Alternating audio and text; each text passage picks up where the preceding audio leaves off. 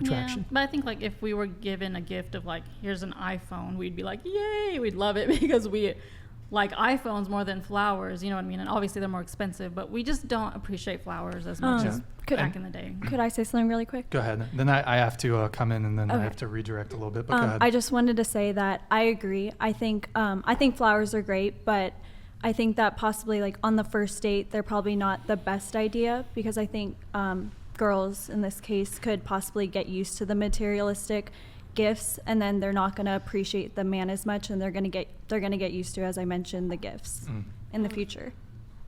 Real quick, go ahead. What about giving the man a gift or flower? Yes, I mean, well, I can speak for myself. Because I have done that, I like and when I a chick kind of feel simps. like they don't. I would appreciate it. Get me a My Chemical Romance CD. I'm yours forever. Okay, so it's just my personal experience with that whole thing. I mean, I've rarely done the romantic gestures just because I learned very early on that typically it doesn't really work. I really don't think it's going to in any way. It's not going to be the deal maker. So getting a girl flowers, getting a girl this or that, it's never going to be the deal maker. So in a lot of cases, it can actually be a detractor if you get flowers or do this. Because I think a lot of girls, perhaps in the days of old, but I feel like in today's dating climate, a lot of girls don't respect that. And also, my recommendation to men is because of the dating landscape, and both men and women are doing this, but a lot of women are dating multiple men.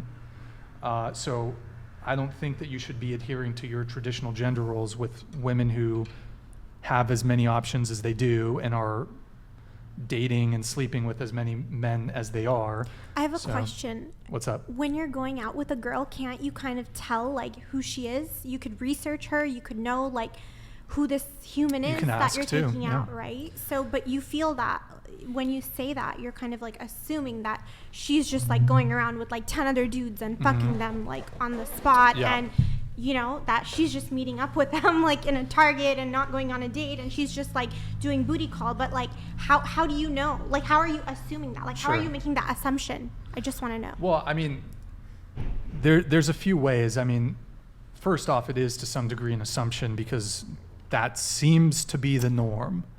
It's not every woman, it's not every man, but it does seem to be and it's more so the case that women are engaging in, or it's more so the case that women have the capability or the ability to be dating multiple men, whereas there's definitely men that are dogs and dating fucking 10 chicks, but the amount of men that are capable of doing that is far fewer than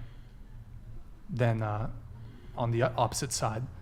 An average guy, he doesn't have a roster of chicks. An average girl, if she was so inclined, could have a roster of guys. They might not be prepared to give her commitment, but she could be sleeping with multiple attractive guys.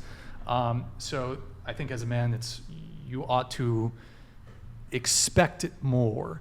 I mean, there's also, if you meet them on a dating app right away, you know they have like an infinite amount of options, not an infinite, but a very high amount of options.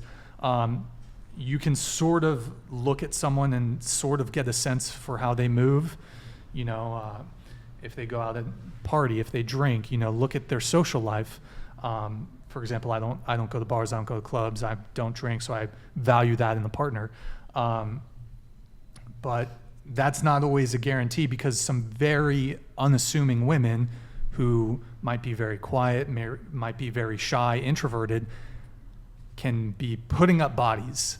Like they can be, I've known some women who you'd never think, just based off their personality and the way they move, they have a lot of options. So you never can really know. You can look at someone's general behavior and try to suss it out a little bit, but as I've said, I've known some very unassuming, shy, quiet girls who you wouldn't think it, but are dating 4 guys at the same time and sleeping, you know. So but you're still making the assumption, like you don't know that if that's true, because if you're not asking, you're not doing the research, like you even admitted it. You said you're just making an assumption, like you just think Sure. that way based on like maybe one past experience. Like you're just it's assuming more that than all one past women are doing experience. that. It's a collective male experience, and it's.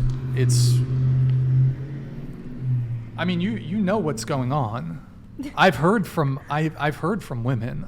Yeah, I know what's going on. But I trying do to ask. understand your I ask POV. too. Yeah. For example, I was on a date. This must have been a year or so ago, with a girl, and I didn't outright ask, "Hey, how many men are you currently sleeping with?" But what I did ask is that it was a first date, and she had told me that I met her on a dating app. She told me, "Oh, I just got on Hinge," and I was just asking her about her experience, and she's like, "Well, yeah, I just got on Hinge." Keep in mind, this was like not to be mean to her, but she was unremarkable. She was not particularly interesting. She was pleasant, but she wasn't charismatic. She wasn't a stunner in terms of her physical appearance, like an average girl. She had told me she had just downloaded the app. The date I went on with her was like her 4th day on the app. She'd been on 2 dates prior to me, and then she had 2 dates planned for the weekend. She's an average woman. Like, her male looks equivalent, perhaps you can consider me as that, would not be capable of securing 5 dates in a week.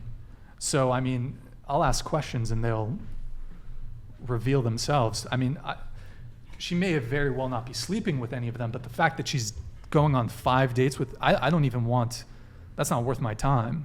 I don't want to deal with a girl who's going on all these dates, because if I want to see her again, I want to see her on a Friday. Oh, you already got another date. I'm not interested anymore. You need to get out of the city. Booked and busy. Santa Barbara's not that big. Like, I think it just depends on the type of girl, you know, like, if she's a relationship type, she can have all these dudes coming into her DMs, but that doesn't mean she'll be interested in them, you know. And, you know, just from my personal experience, I don't know, I think, like, social media has influenced, like, men a lot about the type of girl they want. Like, they want, like, a supermodel type of girl who's perfect, has, you know, and also... I actually think it's the reverse. I think it's women that have higher standards, not men. Like how?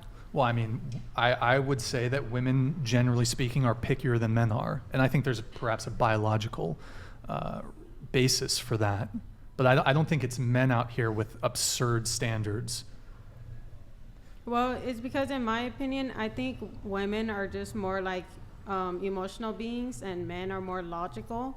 So, like, I think if a woman were to, like, because, you know, I've seen, like, from my personal experience, and I've also seen other women in my life date men who, you know, where people would look at him and be like, you could do better.